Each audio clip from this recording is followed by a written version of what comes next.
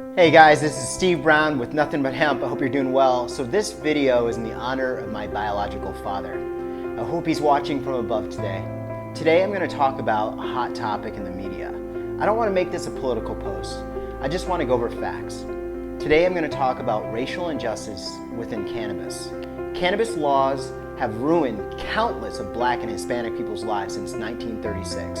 My biological father is Black, my mother is a Latina Jewish woman from Chile. When my mother moved here from Chile to the United States, she faced a lot of racism in the 1960s. My father, being Black, growing up in Harlem, New York, also faced racism growing up.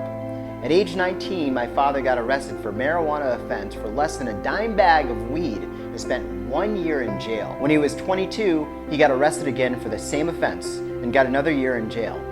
My father, Billy Brown, had a rough life as a young Black man. He was arrested multiple times for cannabis and just for being Black in the 1960s. If you think that's not rough enough, my father died when I was 1 year old from opioids. Unlike most people who entered the cannabis industry to just make a buck, I have a real story, a real vendetta against Big Pharma and the government who put laws in place to hurt people of color. Let me take you down memory lane and show you how our judicial system has harmed Black and Hispanic community by laws surrounding cannabis. So let's talk about them right now. So it all started from a man named Harry Anslinger in 1937 who claimed cannabis was dangerous. Cannabis was dangerous, come on now. Let's think about that. It only makes you happy and sleepy. And you might have a little fun. Harry Anslinger, who worked for the Federal Bureau of Narcotics, made claims that cannabis was dangerous, was a Black and Latino drug.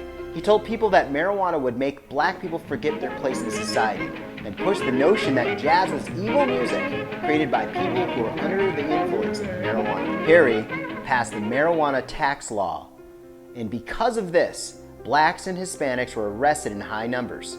Not only were they arrested, they were 6 to 9 times more likely to be jailed for the same cannabis offense a white person would make. In 1952, the Boggs Act was passed, which gave a mandatory sentence of 2 to 5 years for cannabis. This mostly affected people of color. In 1970, the Controlled Substance Act made cannabis a Schedule I drug. So let's stop here for a second and go over the definition of a Schedule I drug. Schedule I drugs are substances or chemicals that are defined as drugs with no currently accepted medical use and a high potential of abuse. Schedule I drugs include heroin and cocaine. As we both know, cannabis has had medical use in the United States in 1906, and countless of countries use cannabis for medical reasons before Christ. Also, cannabis does not have a high abuse rate. Let's go into today.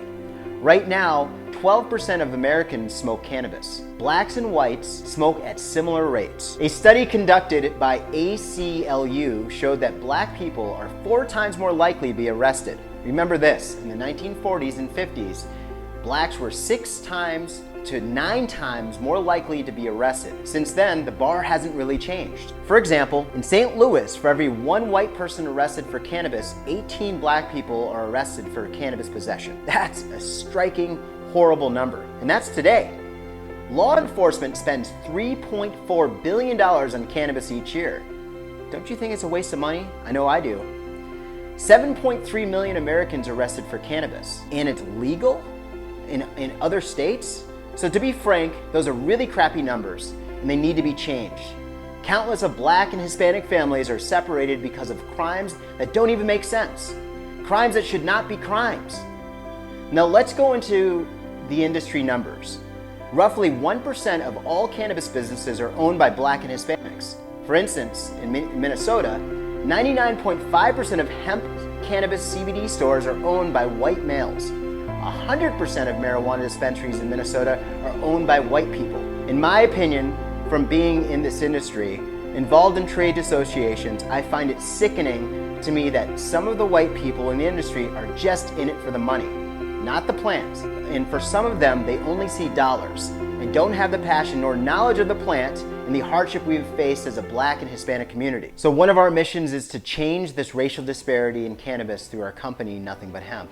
Our lion symbolizes courage, justice, power, strength, wisdom, and pride, honored from the roots of the Rastafarian culture.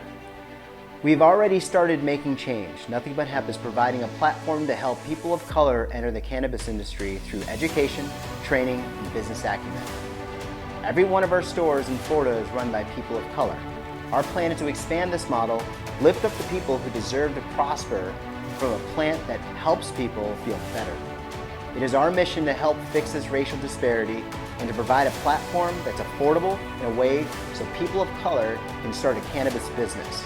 My name is Steve Brown, and I'm the CEO of Nothing But Hemp, and I'm fighting for justice in the cannabis industry. Thanks so much for watching, and I hope you guys have a great day.